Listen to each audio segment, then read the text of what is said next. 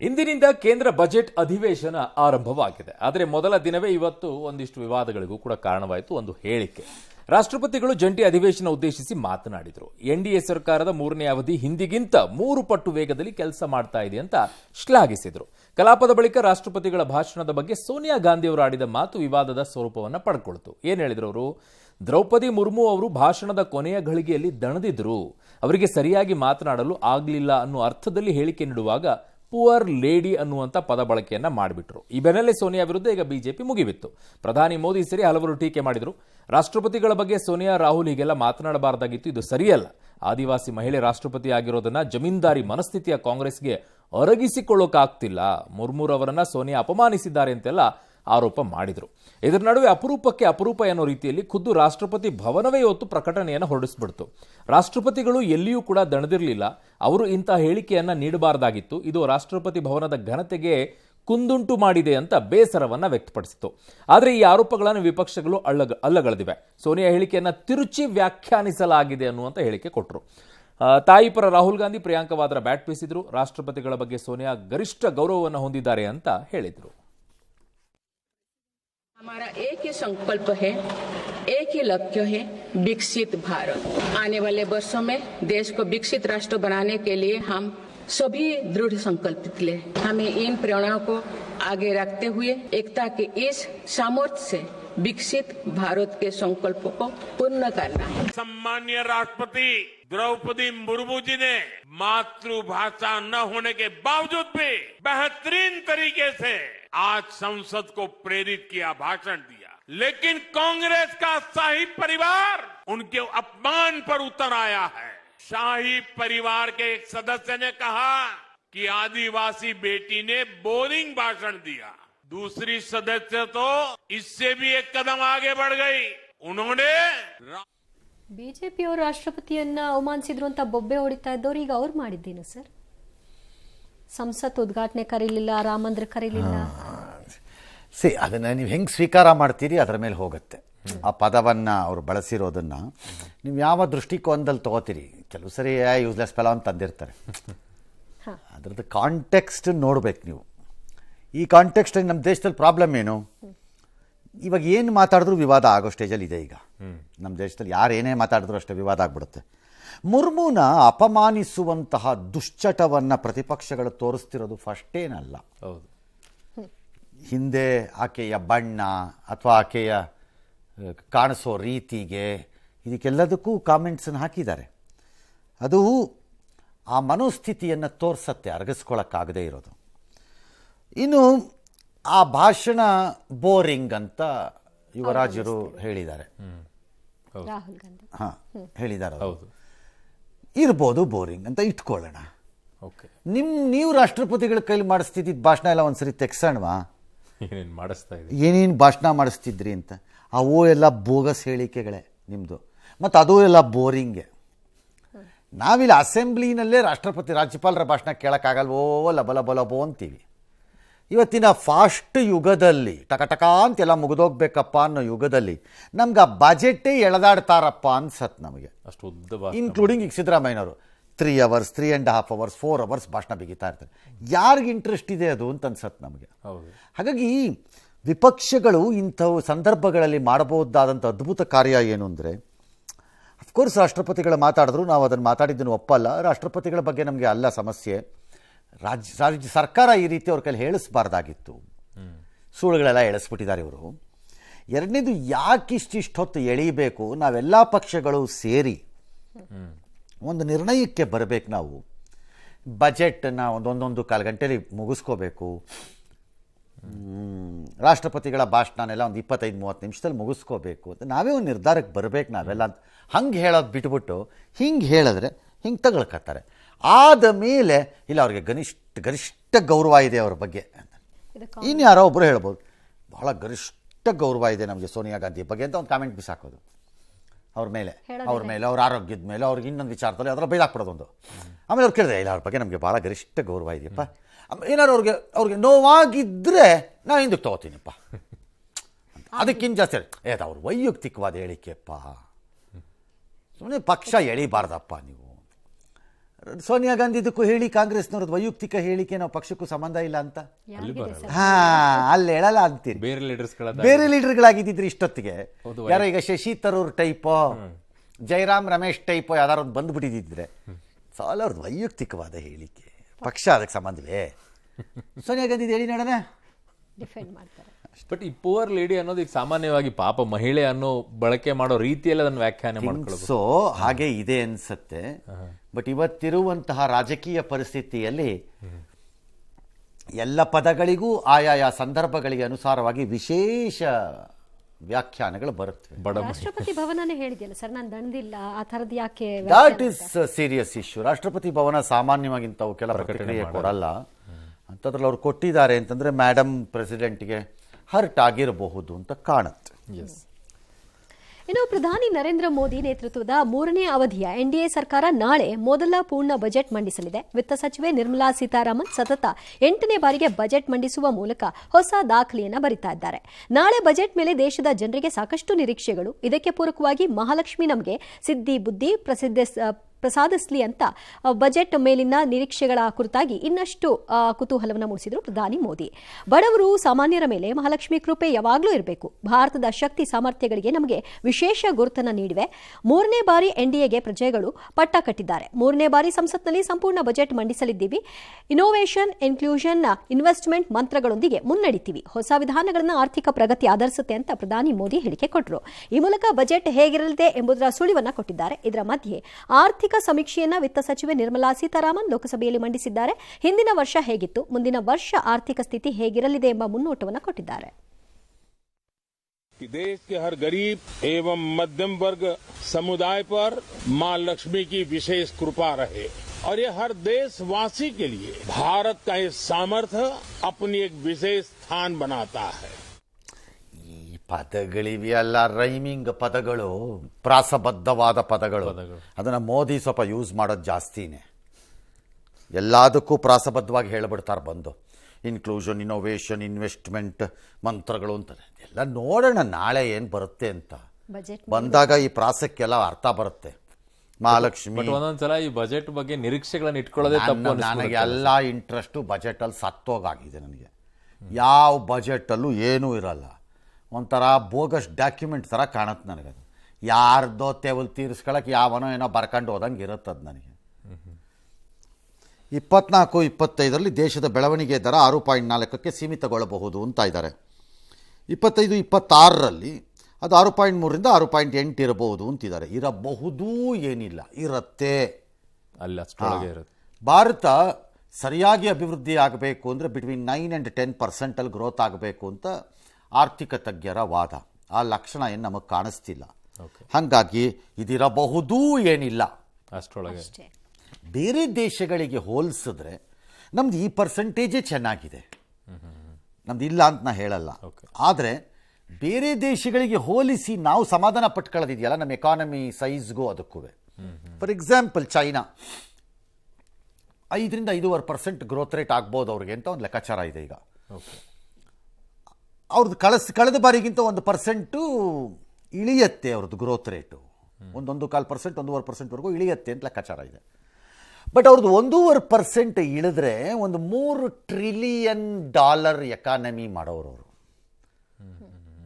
Okay, ನಿಮ್ಮದು 2.5% 3% ಇಳಿದ್ರೆ ನೀವು ಮಾಡೋದು ಎಷ್ಟು ಟ್ರಿಲಿಯನ್? ಎಷ್ಟೋ ಅವ್ರು 20 ಟ್ರಿಲಿಯನ್ 12 ಟ್ರಿಲಿಯನ್ ಮಾಡ್ತಾರೆ. ನಿಮ್ಮದು 4 ಟ್ರಿಲಿಯನ್ ವ್ಯಾಪಾರ. ಕಡಿಮೆ ಇರುತ್ತೆ. ಅದು ತುಂಬ ಸ್ವಲ್ಪ ಎಫೆಕ್ಟಿವ್. ಅಂದರೆ ₹100 40 ಪ್ರಾಫಿಟ್ ಇದೆ ಅಂತ ಇಟ್ಕೊಳ್ಳಿ. ₹40 ಪ್ರಾಫಿಟ್ಟಲ್ಲಿ ನಾನೇ ಚೀನಾ ಅಂತ ಅಂದ್ಕೊಳ್ಳಿ, ನನಗೆ ಒಂದು 2% ಲಾಸ್ ಆಗುತ್ತೆ ಇವು ಸರಿ ಅಂತ ಅನಿಸಿದ್ರೆ ನನಗೆ ₹8 ಹೋಯ್ತು. ₹10 ₹2 ಥರ ಹೋದ್ರೆ ನನಗೆ ₹40ನಲ್ಲಿ ₹8 ಹೋಯ್ತು ನನಗೆ. ವೇರಾಸ್ ನಾನೇ ಭಾರತ ಅಂತ ಇಟ್ಕೊಳ್ಳೋಣ, ನಂದು ವ್ಯಾಪಾರನೇ ₹20 ಇದೆ ಅಂತ ಇಟ್ಕೊಳ್ಳೋಣ, ಇಳಿದೋಗುತ್ತೆ ₹24 ಬರುತ್ತೆ. ನನ್ನ ವ್ಯಾಪಾರನೇ ಕಡಿಮೆ ಆಗಿಬಿಡುತ್ತೆ. ಹಾಗಾಗಿ ಯಾರ್ಯಾರನ್ನೋ ಕಂಪೇರ್ ಮಾಡೋದಲ್ಲ, ಈ ಸರಿ ಇಳಿಯುತ್ತೆ ಅಷ್ಟು ಮಾತ್ರ ಗ್ಯಾರಂಟಿ. ಖಾರಿಫ್ ಬೆಳೆ ಕಾರಣ ಆಹಾರ ವಸ್ತುಗಳ ಬೆಲೆ ಇಳಿದಿದೆ ಅಂತ ಹೇಳ್ತಾರೆ ಎಕನಾಮಿಕ್ ಸರ್ವೇನಲ್ಲಿ. ಇವರು ಇಳಿದಿದೆ, ಕರೆಕ್ಟು ಇರ್ಬೋದು. ಬಟ್ ಫುಡ್ ಇನ್ಫ್ಲೇಷನ್ನು ಹೀಗೆ ಇರುತ್ತೆ ಅಂತ ಫೈನಾನ್ಸ್ ಮಿನಿಸ್ಟರ್ ಹೇಳ್ತಾರಂತ ನಾಳೆ. ನೆಕ್ಸ್ಟ್ ಕ್ವಾರ್ಟರ್ಗೆ ಎಗರೋಗ್ಬಿಟ್ಟಿರುತ್ತೆ ಫುಡ್ ಇನ್ಫ್ಲೇಷನ್. ಮಳೆ ಆಗದೆ ಇದ್ರೆ ಭಾಳ ಸರಳ, ಅದು ಎಲ್ಲವನಿಗೂ ಗೊತ್ತದು ಕತೆ ಏನು ಅಂತ ಅಲ್ವೇ? ಹೌದು. All right. ಇನ್ನು 24-25 ತ್ರೈಮಾಸಿಕದಲ್ಲಿ ಆಹಾರ ಹಣದುಬ್ಬರ ಇಳಿಬಹುದು ಬಂದಾಗ ನೋಡ್ಕೊಳ್ಳೋಣ. ಇಳಿದಾಗ ನಮ್ಮ ದೇಶದಲ್ಲಿ ಯಾವುದೂ ಇಳಿದಿರೋದು ನಾನು ನೋಡಿಲ್ಲ ಅಷ್ಟು ಸುಲಭವಾಗಿ. ಹಣದುಬ್ಬರ ಪ್ರಮಾಣ ಸ್ವಲ್ಪ ಇಳಿಕೆ ಆಗ್ಬೋದು 25-26ರಲ್ಲಿ ಅನಿಸುತ್ತೆ. ಹಣದುಬ್ಬರ ಏನೇನು ನಮಗೆ ಡ್ಯಾಮೇಜ್ ಮಾಡ್ಬೋದೋ ಅದನ್ನು ಮಾಡ್ದಂಗೆ ಇದೆ, ಎಲ್ಲ ಮುಗಿಸ್ದಂಗಿದೆ ನಮ್ಮ ಕಥೆನ. ಸುಮ್ಮನೆ ಈಗ ಇಳಿಬೋದು ಏರ್ಬೋದು ಅಂತ ಬಿಡ್ತಾ ಇರ್ತೀರಿ, ನಾವು ಕೇಳ್ಕೊಂಡಿರ್ತೀವಿ. ನಮ್ಗೆ ಆ್ಯಕ್ಚುಲಿ ಏನು ಸಂಬಂಧನೇ ಇಲ್ಲರಪ್ಪ ನಿಮ್ಮದು ಬಜೆಟು ಗಿಜೆಟ್ಟು. 26ರಲ್ಲಿ ಹಣದುಬ್ಬರ ಇಳಿಯುತ್ತೆ, ಅದು ಇಳಿಯುತ್ತೆ, ಯಾವನಿಗೆ ಗೊತ್ತು ಯಾವ ದುಬ್ಬರಾನೋ ಯಾವ ಅಬ್ಬರಾನೋ? ನಮಗೆ ಗೊತ್ತಿರೋದು ಒಂದೇ ಒಬ್ಬರ ಈ ದೇಶದಲ್ಲಿ ಜನಕ್ಕೆ. ಅದೇನಿದೆ ಉಬ್ಬಸ ಬಂದು ಬರುತ್ತಲ್ಲ, ಅದು ಒಂದೇ ನಮಗೆ ಗೊತ್ತಿರೋದು. ಇವ್ರದ್ದು ಮಿಕ್ಕಿದ್ದೆಲ್ಲ ಲೊಳಲೊಟ್ಟೆ. I tell you why. ನೀವು ಮುಂದಕ್ಕೆ ಹೋಗಕ್ಕೆ ಮೊದಲು ನಮ್ದು ಗ್ರೋತ್ ರೇಟು 9%, 8% ಇದ್ರೂ ಒಳ್ಳೆಯದು ಅಂತೀವಿ, ನಮ್ಗೆ ಅದಿಲ್ಲ ಅಂತ ಗೊತ್ತಾಗಿದೆ. ಯಾಕೆ ಈ ಬಜೆಟ್ಗಳ ಬಗ್ಗೆ ನಮ್ಗೆ ಆಸಕ್ತಿ ಇಲ್ಲ ದೇಶದ 80% ಜನಕ್ಕೆ?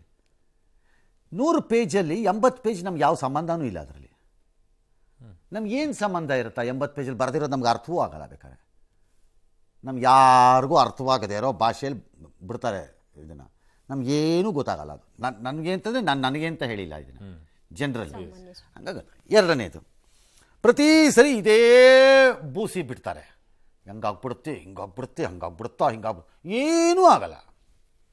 ನಮ್ಮ ಜೀವನ ಹಂಗೇ ಇರುತ್ತೆ, ಇನ್ನೂ ಹಾಳಾಗ್ತಾ ಹೋಗುತ್ತೆ. ಯಾಕೆಂದರೆ ನಮ್ಮಿಂದ ಕಿತ್ಕೊಳ್ಳೋದು ಜಾಸ್ತಿ ಮಾಡ್ತಾ ಇರ್ತಾರೆ, ಬೆಲೆ ಜಾಸ್ತಿ ಮಾಡಿಸ್ತಾ ಇರ್ತಾರೆ, ಅದೇನೋ ಕೊಟ್ವಿ ಅಂತ ಬುರುಡೆ ಬಿಡ್ತಾ ಇರ್ತಾರೆ. ಹಾಗಿದ್ದಾಗ ನಿರೀಕ್ಷಣೆ ಇಟ್ಕೊಳ್ಬಾರ್ದ ಸರ್? ಯಾವ ನಿರೀಕ್ಷೆನೂ ಇಟ್ಕೋಬೇಡಿ. ನಿಮ್ಮ ಕೈಲಾಗಿದ್ದಷ್ಟು ದುಡಿದು ಬಿಟ್ಟು ಉಳಿಸ್ಕೊಂಡು ಏನಾರು ಆದರೆ ಜೀವನ ನಡೆಸ್ಕೊಂಡು ಹೋಗಿ ಅಷ್ಟೇ. ಅದ್ರ ಪಾಡ್ಗದವ್ರು ಅವ್ರು ಮಾಡ್ಕೊಂಡು ಓಡಾಡ್ತಾರೆ, ಅದೆಲ್ಲ ದೊಡ್ಡವ್ರ ವ್ಯವಹಾರಗಳಿವೆಲ್ಲ. ಇವೆಲ್ಲ ಏನು ನಮಗೇನು ಸಂಬಂಧ ಇಲ್ಲ ಇದರಲ್ಲಿ.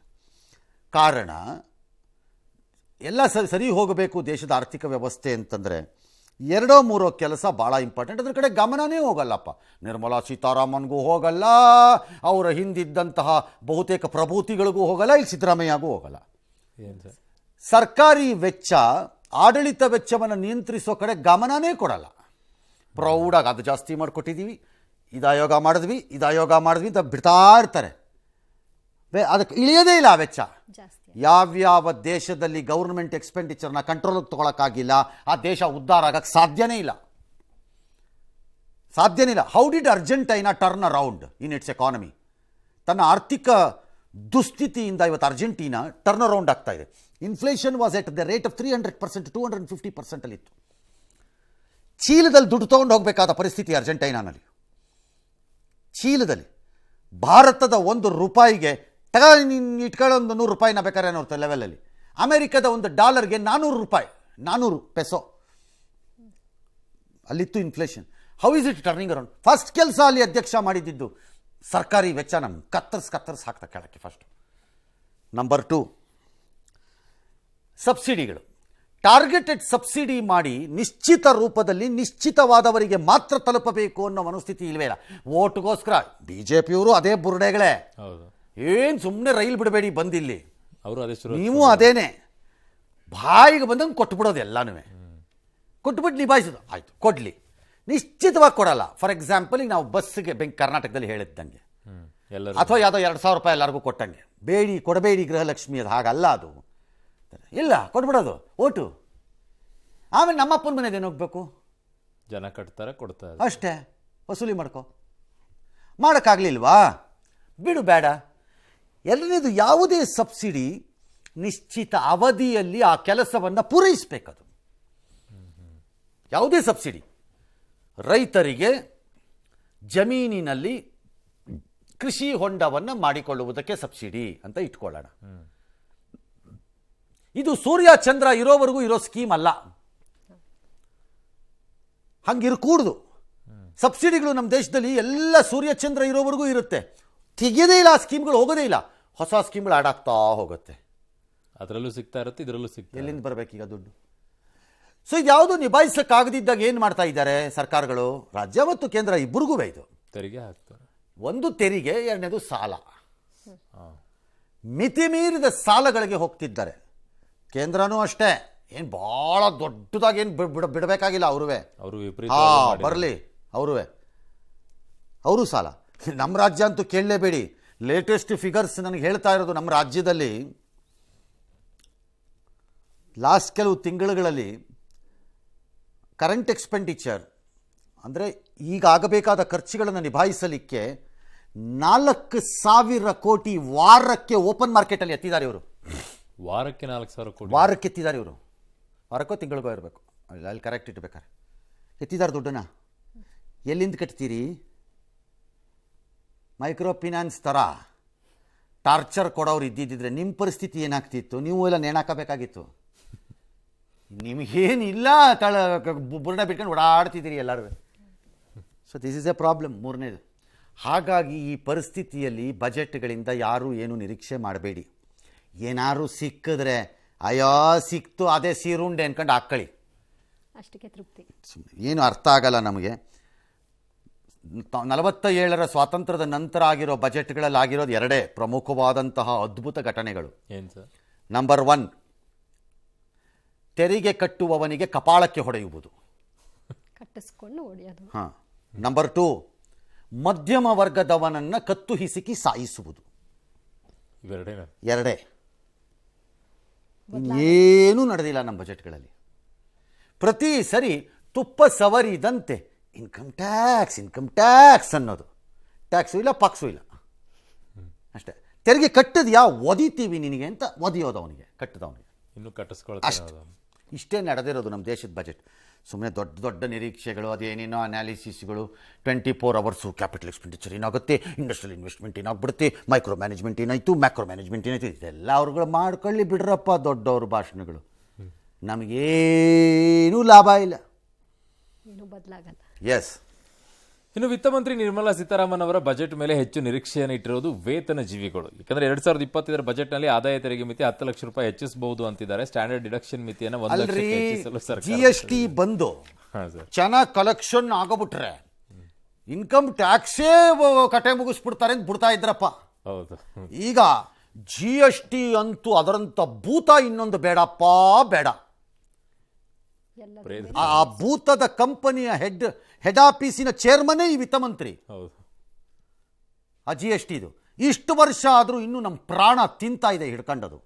ಹೊಸ ರೂಪದಲ್ಲಿ ಪ್ರಾಣ ತಿನ್ನಕ್ಕೆ ಬಂದಿದ್ದಾರೆ ಈಗ ಒಂದು ಕಡೆ. ಇನ್ನೊಂದು ಕಡೆ ಆದಾಯ ತೆರಿಗೆಗೆ ಒಡೆಯ ಹಿಡ್ಕೊಂಡು ಸಿಕ್ಕಿದ ಕಡೆ ಎಲ್ಲ ಅವನಿಗೂ ಅಂತ ಯಾವನ್ ಸಿಗ್ತಾನೆ ಅವ್ನಿಗೆ ಹಿಡ್ಕೊಂಡು ಬಾರಿಸೋದು. ಕಟ್ಟವನಿಗೂ ನೋಟಿಸ್ ಕೊಡು, ಕಟ್ಟದೇ ಇದ್ದವನಿಗೂ ಕೊಡು, ಆಮೇಲೆ SMS ಹಾಕೋದು. ಇದು ಪ್ರಾಬ್ಲಮ್ ಎಲ್ಲ ಸಾಲ್ವ್ ಮಾಡಿಸ್ಕೊಂಬಿಡಿ ನೀವು, ನಿಮ್ದೆಲ್ಲ ವಿಶ್ವಾಸ ವಿವಾದ ಅಂದ ಮಾಡಿರೋದೇ ಫೂಲಿಶ್ನೆಸ್ ನೀವುಗಳು. ಅದನ್ನು ಸಾಲ್ವ್ ಮಾಡ್ಕೊಂಡು ಬಂದು ನಮಗೆ ಹೇಳ್ತಾರೆ ವಾಪಸ್ಸು. ಯಾವ ದೇಶ ಇರಬೇಕು ಲೆಕ್ಕ ಹಾಕೊಳ್ಳಿ. ಇನ್ನು ಇನ್ಕಮ್ ಟ್ಯಾಕ್ಸ್ ಈಗ 10 ಲಕ್ಷ ಅಂತ ಯಾಕ್ರಿ ಸುಮ್ಮನೆ ಪಾಪ ಜನಕ್ಕೆ ಯಾಮಾರಿಸಿ ಹಾಳು ಮಾಡ್ತೀರಿ. ಎಸ್. ಆರ್ಥಿಕ ವ್ಯವಸ್ಥೆಗೆ ಉತ್ತೇಜನ ನೀಡೋಕೆ ಇನ್ನಷ್ಟು ತೆರಿಗೆ ವಿನಾಯಿತಿ ನೀಡಬಹುದು ಅಂತಿದ್ದಾರೆ. ಸಿಗಬಹುದು ಅಂತಿದ್ದಾರೆ. ವಿನಾಯಿತಿ ತೆರಿಗೆ ಇವ್ರು ಯಾರು ಟ್ಯಾಕ್ಸ್ ಕಟ್ಟಬೇಕಾಗಿಲ್ವಲ್ಲ? ಮೋದಿ ಎಷ್ಟು ಟ್ಯಾಕ್ಸ್ ಕಟ್ತಾರಂತೆ? ಎಷ್ಟು ಕಟ್ತಾರಂತಪ್ಪ? ಅವ್ರು ಮಾತ್ರ ನಾನು ಬಡವ, ನಾನು ದುಡ್ಡೇ ಮಾಡಿಲ್ಲ, ನನಗೇನು ಇಲ್ಲಪ್ಪ. ನಿಜ, ಅದು ಕರೆಕ್ಟು. ಅವ್ರಿಗೆ ಏನಕ್ಕೆ ತಾಗಬೇಕು ಹೇಳಿ? ಅದ್ರದ್ದು ಬಿಸಿ ಬರೋ ಸಂಬಳಕ್ಕೆ ದುಡ್ದು ಟ್ಯಾಕ್ಸ್ ಕಟ್ಟೋನು ಗೊತ್ತಾಗತ್ತೆ ಎಷ್ಟು ಕಷ್ಟಪಟ್ಟಿದ್ದೀನಿ ಇನ್ನಕ್ಕೆ, ಅವನಿಗೆ ಗೊತ್ತು. ಕೇಳಿದ್ರೆ ಶ್ರೀಮಂತರು ಕೊಡಬೇಕು, ಎಲ್ಲಿವರು ಕೊಡ್ತಾರಪ್ಪ? ಹಸು ಹಾಲನ್ನು ಕರೆಯುತ್ತಲೇ ಇರಬೇಕು, ಎಲ್ಲಿವರು ಕರೆಯತ್ತಪ್ಪ? ಆಮೇಲೆ ಕೆಚ್ಚಲು ರಕ್ತ ಬರುತ್ತೆ. ಟಾರ್ಗೆಟ್ ಮಾಡಿದ್ರೆ ಸೋಷಿಯಲ್ ಸ್ಕೀಮ್ಸನ್ನ ಯಾರು ಬೇಡ ಅಂತಾರೆ? ಬೇರೆಯವ್ರಿಗೆ ಒಳ್ಳೇದಾಗಬೇಕು ಅಂತ ಯಾರಿಗೂ ಅನ್ಸಲ್ವೇ? ಎಲ್ಲರೂ ಖುಷಿ ಪಡ್ತಾರೆ. ಮತ್ತೆ ಇನ್ನು ಪ್ರಧಾನಿ ಮೋದಿ ನೇತೃತ್ವದ 3ನೇ ಅವಧಿ ಹಿಂದಿನ 2 ಅವಧಿಗಿಂತ ಭಿನ್ನ. ಈ ಬಾರಿಯ ಅಧಿಕಾರದಲ್ಲಿರುವುದು ಮೈತ್ರಿ ಸರ್ಕಾರ. ಜೆಡಿಯು ಆಡಳಿತದಲ್ಲಿರುವ ಬಿಹಾರದಲ್ಲಿ ಈ ವರ್ಷವೇ ಅಸೆಂಬ್ಲಿ ಚುನಾವಣೆ ನಡೆಯುವ ಕಾರಣ ಜನಾಕರ್ಷಕ ನಿರ್ಣಯಗಳು ನಾಳೆ ಬಜೆಟ್ನಲ್ಲಿ ಹೊರಹೊಮ್ಮಬಹುದು ಅಂತ ಅಂದಾಜಿಸಲಾಗ್ತಾ ಇದೆ. ಏನು ಬರಲ್ರಿ, ಬಿಹಾರು ಆಂಧ್ರಕ್ಕೇನೋ ಬರುತ್ತಷ್ಟೇ. ಯಾಕ್ರಿ ಸುಮ್ಮನೆ ರೈಲ್ ಬಿಡ್ತೀರಿ ಪಾಪ ಜನಕ್ಕೂ? ಅವ್ರಿಗೆ ಮಾತ್ರ ಪಾಪ. ಅಲ್ಲ ಸರ್, ಈಗ ಕೆಲ ರಾಜ್ಯಗಳಿಗೆ ಫಸ್ಟ್ ಆಫ್ ಆಲ್ ಆ ಬಜೆಟಿನ ಕಾಪಿನೇ ಜನಕ್ಕೆ ಸಂಬಂಧವಿಲ್ಲದೆ ಇರೋ ಕಾಪಿ ಅದು. ಭಗವದ್ಗೀತೆನಾ ಅಂತಾರೆ ಬಹಳ ಜನ. ನೀವು ಕೇಳಿದಿರಲ್ವಾ? ಕೇಳಿಲ್ವಾ? ಏನದು ಭಗವದ್ಗೀತೆನಾ? ಅಪ್ಪ ನೀನು ಜೀವಮಾನದಲ್ಲೂ ಒಂದ್ಸರಿ ಆ ಭಗವದ್ಗೀತೆ ಪುಸ್ತಕ ಟಚ್ ಮಾಡಿದೀಯೇನಪ್ಪ? ಓದೋದು ಬೇಡ, ಅಷ್ಟು ಸಾಕು. ಓದೋದು ಬೇಡ. ಕಾನ್ಸ್ಟಿಟ್ಯೂಷನ್ ಕಾನ್ಸ್ಟಿಟ್ಯೂಷನ್ ಕಾನ್ಸ್ಟಿಟ್ಯೂಷನ್ ಅಂತ ನಾಗರಾವ್ ಥರ ಹಿಂಗಂತ ಇರ್ತಾರೆ, ಹಿಡ್ಕೊಂಡು ಹಿಂಗಂತ ಇರ್ತಾರೆ. ಅದು ಹಿಂಗೆ ಅನ್ನೋದು ಬಿಟ್ಬಿಡ್ರಪ್ಪ. ಓದಿದ್ರಪ್ಪ ಪ್ರಿಯಾಂಬಲ್ನಾದ್ರೂ. ಪ್ರಿಯಾಂಬಲ್ ನಾನು ಕೇಳ್ತಿರೋದು, ಒಳಗಡೆ ಬೇಡ. ಹಂಗೆ ಈ ಬಜೆಟ್ ಅನ್ನೋದು ನೋಡಕ್ಕಷ್ಟೇ, ಅದು ಒಳಗೆ ಸುಮ್ಮನೆ ಪಾಪ ರೈಲ ತುಸ್ತೀರಿ ಜನರುಗಳಿಗೆ. ಬಿಹಾರ ಆಂಧ್ರಕ್ಕೆ ಲಾಭ ಆಗತ್ತೆ ನಾಳೆ, ಬರೆದಿಟ್ಕೊಳ್ಳಿ. ಅವ್ರಿಗೆ ಆಗಬೇಕು, ಆಗದೆ ಇದ್ರೆ ಬಿಡ್ತಾರೆ ಯಾರಡನ್ನವರು, ಅವ್ರು ಎರಡೂ ರಾಜ್ಯದವರು. ಚುನಾವಣೆ ಇದೆಯಾ? ಹಾಂ ಅಷ್ಟೇ ಅಲ್ವೇ. ಕಡಿಮೆ ಬಡ್ಡಿಗೆ ದೀರ್ಘಾವಧಿ ಸಾಲ ಕೊಡಿ. ಯಾರು? ರೈತರು. ಕೇಳ್ತಾನೆ ಇರುತ್ತೆ, ನಡೀತಾನೆ ಇರುತ್ತೆ, ಅದಕ್ಕೆ ಎಂಡೇ ಇಲ್ಲ. ಬಟ್ ಲಾಭಗಳನ್ನು ಚೆನ್ನಾಗಿ ತಗೊಳ್ತಾರೆ. ಎಂಡೇ ಇರಲ್ಲ. ಕಿಸಾನ್ ಸಮ್ಮಾನ್ ಹಣ 12,000ಕ್ಕೆ ಹೆಚ್ಚಿಸಿ ಎಲ್ಲರಿಗೂ. ಅದನ್ನೇ ಹೇಳೋದು ನಾನು. ಯಾರಿಗೆ ಹೆಚ್ಚಿಸ್ಬೇಕು? 2 ಎಕರೆ ಇರೋವನ್ನ ಬಿಟ್ಟು ಯಾವನಿಗೂ ಕೊಡಲ್ಲ ಅನ್ಬೇಕು. ಯಾಕಪ್ಪ ಕೊಡಬೇಕು 20 ಎಕರೆ ಅವನಿಗೆ? ಆಲ್ ರೈಟ್, 2 ಎಕರೆ ನೀರಾವರಿ, 20 ಎಕರೆ ನೀರಾವರಿ ಅಲ್ಲದ ಜಮೀನು ಫಿಕ್ಸ್ ಮಾಡಿ, ಇಟ್ಸ್ ಆಲ್ ರೈಟ್. ಯಾಕಪ್ಪ ಕೊಡಬೇಕು ಉಳಿದವನಿಗೆ? ಅದೇ ಇಲ್ಲಿ ಸಿದ್ದರಾಮಯ್ಯ DK ಮಾಡಿಟ್ಟಂಗೆ ಬಸ್ಸಲ್ಲಿ ಓಡಾಡ್ಕಳಿ ಅಂತ ಬಿಟ್ರಲ್ಲ, ಎಲ್ಲರಿಗೂ ಇಲ್ಲಿ ಬಿಟ್ರಲ್ಲ. ಈಗ ವಾರಕ್ಕೆ ತಿಂಗಳಿಗೆ 4,000 ಕೋಟಿ ಕರೆಂಟ್ ಇದನ್ನು ಮ್ಯಾನೇಜ್ ಮಾಡೋಕ್ಕೆ. ಕೇಳಿ, ದುಡ್ಡು ಬೇಕಾದಷ್ಟಿದೆ. ಎಲ್ಲಿಂದ ಇದೆ? ಅದೇ ಅಲ್ಲಿಂದ ತತ್ತಾ ಇರೋದು ಸಾಲದಲ್ಲಿ. ಹಾಂ, RBIಯಿಂದ ಪರ್ಮಿಷನ್ ತಗೊಂಡು, ಪರ್ಮಿಷನ್ ಅವ್ರು ಕ್ರಿಯೇಟ್ ಮಾಡಿರ್ತಾರೆ. ಅವರು ಇದೆಲ್ಲ ಮ್ಯಾನೇಜ್ ಮಾಡಿ ಸುಸ್ತಾಗಿದ್ದ ಖಾಲಿ ಮಾಡಿಬಿಟ್ರು ಜಾಗನ. ಸೈಲೆಂಟಾಗಿ ನೋಡಿದ್ರು ಆ ಕಡೆ ಈ ಕಡೆ, ಯಾವ ಸವಾಸ ಇದು ಅಂತ ಖಾಲಿ ಮಾಡ್ಕೊಂಡು ಹೊಂಟ್ಬಿಟ್ರು ಅವರು. ಬಿತ್ತನೆ ಬೀಜ ರಸಗೊಬ್ಬರ ಕ್ರಿಮಿನಾಶಕ ಮೇಲಿನ GST ರದ್ದು ಮಾಡಿ. ಏಕೆ ಅವರೊಬ್ಬರೇ ನಾವು ಮನುಷ್ಯರು, ಬೇರೆಯವ್ರ GST ಇರೋದು ಬೇಡವಾ? ಬಿತ್ತನೆ ಬೀಜಕ್ಕೆ ಈಗಾಗಲೇ ಅದರಲ್ಲೂ GST, ಅದಕ್ಕೆ ಈಗಲೇ ಸಬ್ಸಿಡಿ ಇದೆ, ಅದರಲ್ಲೂ GST ತೆಗೀರಿ ಅಂತೀರಿ. ರಸಗೊಬ್ಬರಕ್ಕೂ ಅಷ್ಟೇ, ಕ್ರಿಮಿನಾಶಕಕ್ಕೂ ಅಷ್ಟೇ, ಕೃಷಿ ಮೇಲಿನ ಉಪಕರಣಕ್ಕೂ ಅಷ್ಟೇ, ಈಗಾಗಲೇ ಅದಕ್ಕೆಲ್ಲ ಸಬ್ಸಿಡಿಗಳಿವೆ, ಅದರಲ್ಲೂ GST. ನಮಗೆ ಸಬ್ಸಿಡಿನೂ ಇಲ್ಲದೆ ಇರೋದಕ್ಕೆ ನಮಗೆ ಮಿಡ್ಲ್ ಕ್ಲಾಸ್ಗೆ ನಮಗೂ ಕೊಡಿ ಹಂಗಾರೆ. ಹಾಂ, ಅದನ್ನು ಕೇಳಂಗಿಲ್ಲ. ಯಾವ ಕೇಳಿದ್ರೆ ಅವ್ನು ವಿರೋಧಿ. ಇಲ್ಲೂ ಒಂದು ಪ್ಲಾಟ್ಫಾರ್ಮ್ ತರ್ಬೋದಲ್ಲ ಸರ್? ಇಷ್ಟು ಆದಾಯ ಬಂತಂದ್ರೆ ಅದಕ್ಕೊಂದಿಷ್ಟು ಅದಕ್ಕೆ ಹೇಳಿದ್ದು. ಒಡಿಸ್ಕೊಳ್ಳೋರು ಒಡಿಸ್ಕೊತಾ ಇರ್ತಾರೆ ಈ ದೇಶದಲ್ಲಿ. ತಿನ್ನೋರು ತಿಂತಾ ಇರ್ತಾರೆ, ಅವ್ರವ್ರು ತೋಚ್ದಂಗೆ ಮಾಡ್ಕೊಂಡು ಹೋಗ್ತಿರ್ತಾರೆ. ಯಾರಿಗೆ ಎಕ್ಸ್ಟ್ರಾ ವೋಟಿಂಗ್ ಪವರ್ ಇದೆ ಅವ್ರು ಮಾಡಿಸ್ಕೊಂಡು ಹೋಗ್ತಾರೆ. ಮಿಡ್ಲ್ ಕ್ಲಾಸ್ ಯುನೈಟ್ ಆಗಲ್ಲ, ಹಾಗಾಗಿ ಒಡಿಸ್ಕೊಂಡು ಸಾಯ್ತಾರೆ ಅಷ್ಟೇ. ಬಿಡ್ರಿ, ಇಷ್ಟೇ ಇವ್ರದ್ದು ಆಟ. ಮಹಿಳೆಯರು ಏನು ಬಯಸ್ತಾರಂತೆ? ಚಿನ್ನದ ಆಮದು ಸುಂಕ ಇಳಿಸ್ಬಿಡ್ಬೇಕು. ಹೆಂಗಪ್ಪ ಆಗತ್ತೆ? ಎಲ್ಲಿಂದ ಆಗಬೇಕು? ಪಾಪ ಏನೋ ಆಸೆ ಸರ್ ಇಟ್ಕೊಂಡಿರ್ತಾರೆ. C, there is A new thinking again. ಏನು ಸರ್? ಪ್ರಿಂಟೆಡ್ ಮನಿ ಏನಿದೆ ಅಂದರೆ ಪೇಪರ್ನಲ್ಲಿರುವ ದುಡ್ಡು, ಅದು ಡಾಲರ್ ಆಗಲಿ, ರೂಪಾಯಿ ಆಗಲಿ, ಯುವಾನ್ ಇದಾಗಲಿ, ಚೈನಿ ಕರೆನ್ಸಿ ಆಗಲಿ, ಯೆನ್ ಆಗಲಿ, ಯಾವುದೇ ಆಗಲಿ, ಪೇಪರ್ ಮನಿ ಏನಿದೆ ಅದರ ವ್ಯಾಲ್ಯೂ ಇಳೀತಾ ಇದೆ, ಅದರ ಮೌಲ್ಯ ಇಳೀತಿದೆ. ವೇರಾಸ್ ಲಾಂಗ್ ಟ್ರಸ್ಟೆಡ್ ಅಸೆಟ್ಸ್ ರೂಪದಲ್ಲಿರೋ ಗೋಲ್ಡ್ ಏನಿದೆ ಅದರದ್ದು ರೈಸ್ ಆಗ್ತಿದೆ. ಭಾಳ ಜನ they have started holding assets now in gold ಇನ್ವೆಸ್ಟ್ಮೆಂಟಲ್ಲಿ. ಭಾಳ ಜನ, ಭಾಳ ದೇಶಗಳಲ್ಲಿ, ನಮ್ಮ ದೇಶ ಅಂತಲ್ಲ, ದೇ ಇನ್ವೆಸ್ಟ್ ಆನ್ ಗೋಲ್ಡ್. ನೀವಿಲ್ಲಿ ಆಮದು ಸುಂಕ ಇಳಿಸಿ, ಇಳಿಸಿ. ಸಿಲಿಂಡರ್ ಬೆಲೆಯ ಕಡಿತ ತಪ್ಪದಂಗೆ ಕೇಳಬಾರ್ದು. ಫ್ರೀ ಯಾವುದು ಸರ್? ಫ್ರೀ ಕೇಳಬೇಕು, ಎಲ್ಲರಿಗೂ ಫ್ರೀ, ಉಚಿತ ಕೊಡ್ಬೇಕ್ರಿ. ಕೊಡಬೇಕು ಅಂದ್ರೂ ಕೊಡಬೇಕು. ಒಳ್ಳೆ ಕಥೆ ಆಯ್ತಲ್ಲ, ಎಲ್ಲರಿಗೂ ಕೊಡಬೇಕು ಅಷ್ಟೇ. ಆಹಾರ ವಸ್ತುಗಳ ಬೆಲೆ ಇಳಿಕೆ, ಫ್ರೀ. ಅದು ಸರ್, ತಿನ್ನಕ್ಕೆ ಅನ್ನ ಕೊಡಲು ಆಗದ ಸರ್ಕಾರ, ಅದು ಒಂದು ಸರ್ಕಾರನ, ಅದನ್ನು ಬೇಯಿಸಿಕೊಂಡು ತಿನ್ನಲು ಗ್ಯಾಸ್ ಸಿಲಿಂಡರ್ ಕೊಡೋಕ್ಕಾಗದೇ ಇರೋ ಸರ್ಕಾರನ ಫ್ರೀ. ಈ ಮನೋಸ್ಥಿತಿಗೆ ಜನರನ್ನು ತಂದಿಟ್ಬಿಟ್ಟು ದುಡಿಯೋ ಕೈಗಳಿಗೆ ಪುಕ್ಕಟ್ಟೆ ದುಡ್ಡನ್ನು ಹಾಕಿಬಿಟ್ಟು ಆ ದುಡಿಯೋ ಕೈಗಳನ್ನು ಹಿಂಗೆ ಮಾಡಿಸ್ಬಿಟ್ಟು ಕೂರಿಸ್ಬಿಟ್ರೆ ಯಾವ ದೇಶ, ಯಾವ ಆರ್ಥಿಕ ವ್ಯವಸ್ಥೆ ಉದ್ಧಾರ ಆಗಕ್ಕೆ ಸಾಧ್ಯ ಇದೆ? ಅದನ್ನು ಮಾಡೋಕ್ಕಾಗದೆ ಕೈ ಇಲ್ಲದವರಿಗೆ ನಾನು ಬೆಳಕು ಮತ್ತು ಕೈಯಾಗಿ ಬರ್ತೀವಿ ಅಂತ ಕೈ ಹಿಡ್ಕೊಂಡು ಕರ್ಕೊಂಡೋಗೋದು ಬುದ್ಧಿವಂತರ ಲಕ್ಷಣ. S S